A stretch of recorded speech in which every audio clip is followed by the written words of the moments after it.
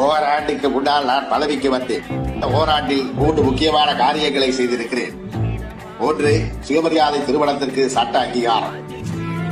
2. தாய் திருநாட்டிற்கு தமிழ்நாடு என்று பெயர் மாற்றம். 3. தமிழ்நாட்டில் இந்திக்கு இடமில்லை என்றும் தமிழ் மற்றும் ஆங்கிலம் என்கிற இருமொழி கொள்கை அறிவிப்பு. இதை பார்த்துவிட்டு பலருக்கு கோபமும் ஆத்திரமும் வருகிறது. இவர்களை விட்டு வைக்கலாமா? ஆட்சியை கலைக்க வேண்டும் என்று நினைக்கிறார். அது உங்களால் முடியுமா என்று நான் சவால் விட மாட்டேன். உங்களால் முடியும். ஆனால் ஆட்சியை கலைத்துவிட்டு மற்றொருவர் இங்கு வந்து உட்கார்ந்து அண்ணாதுரை கொண்டு வந்த இவற்றை எல்லாம் மாற்ற வேண்டும் என்று கருதினாலே உடனே மக்கள் வெகுண்டருவார்கள் என்கிற அச்சமும் கூடவே வரும். இந்த நாட்டை இருக்கிற வரையில், இந்த அச்சம் இருக்கிற வரையில் அண்ணாதுரை தான் இந்த நாட்டை ஆள்கிறார் என்று பொருள். இந்த அச்சம் எவ்வளவு காலத்திற்கு இருக்கிறதோ அவ்வளவு காலத்திற்கும் ஆட்சியில் யார் இருந்தாலும் இல்லாவிட்டாலும் அண்ணாதுரை தான் இந்த நாட்டை ஆழ்வதாக கூறும்.